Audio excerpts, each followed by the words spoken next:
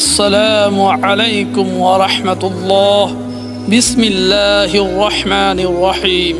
اللہ تعالیٰ کی قدرت، پارٹ نمبر 7، ہوا میں اللہ تعالیٰ کی قدرت۔ تھوڑا غور فرمائیے، اللہ تعالیٰ نے ہمارے لیے ہوا بنائی، ہوا ہی کے ذریعے ہم سانس لیتے ہیں اور ایک دوسرے کی آواز سنتے ہیں اور بات کرتے ہیں۔ اس کے کم زیادہ چلنے سے موسم بنتے ہیں اور بگڑتے ہیں۔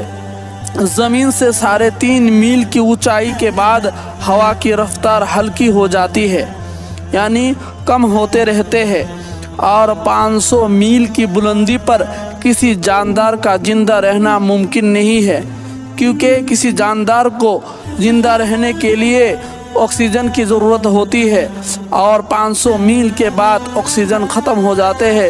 اسی وجہ سے 500 میل کے اوپر کوئی جاندار زندہ نہیں ٹک سکتا۔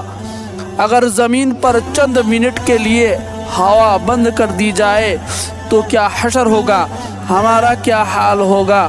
تو ساری مخلوق ہلاک ہو جائیں گے۔ اسی چند منٹ کے وجہ سے دنیا کی ساری مخلوق ہلاک ہو جائیں گے۔ یقیناً ہمیں اس ہوا کی وجہ سے اللہ تعالیٰ کی شکر ادا کرنا چاہیے اور اللہ تعالیٰ کی احسان ماننا چاہیے۔ اللہ تعالیٰ مخلوق کو زندہ رکھنے کے لیے مناسب ہوا کا انتظام فرمایا۔ یہ اللہ تعالیٰ کی قدرت نہیں ہے تو اور کیا ہے؟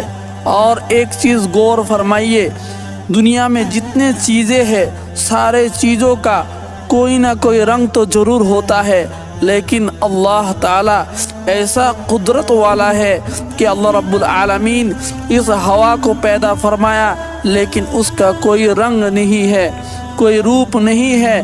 ہوا اگر کوئی دیکھنا چاہتے ہیں پھر بھی دیکھ نہیں سکتے۔ اسی طرح اللہ رب العالمین ہر جگہ ہوتے ہیں، جس طرح یہ ہوا ہر جگہ موجود ہے، دنیا میں دکھائی نہیں دیتے، لیکن پھر بھی ہم اس ہوا کو یقین کرتے ہیں، اس ہوا پر بھروسہ رکھتے ہیں کہ یہ ہوا موجود ہے۔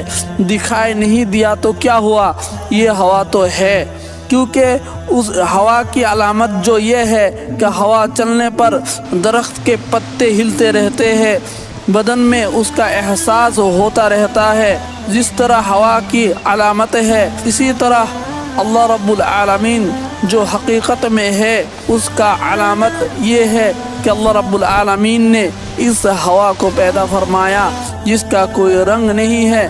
اسی طرح آسمان کو دیکھتے ہوئے، زمین کو دیکھتے ہوئے، یہ سارے چیزوں کو جس کو انسان نے نہیں بنایا بلکہ قدرت سے بنا، ان چیزوں کو بنانے والا کوئی نہ کوئی تو ہوگا، تو اس کو بنانے والا کون ہے؟ تو یہی وہ اللہ ہے جس نے اس ہوا جیسے بہت سارے مخلوق کو، بہت سارے چیزوں کو ہمارے لیے بنا دیے ہیں تاکہ ہم ان چیزوں کو دیکھتے ہوئے ہم اس اللہ کو پہچانے جس اللہ نے ہمیں ایک مقصد دے کر پیدا فرمایا، امید دے کر پیدا فرمایا، تاکہ ہم اس اللہ کو پہچانتے ہوئے اس کی عبادت بندگی کرے اور اس جنت کو حاصل کرے جس جنت کا وعدہ اللہ رب العالمین نے قرآن میں فرمایا۔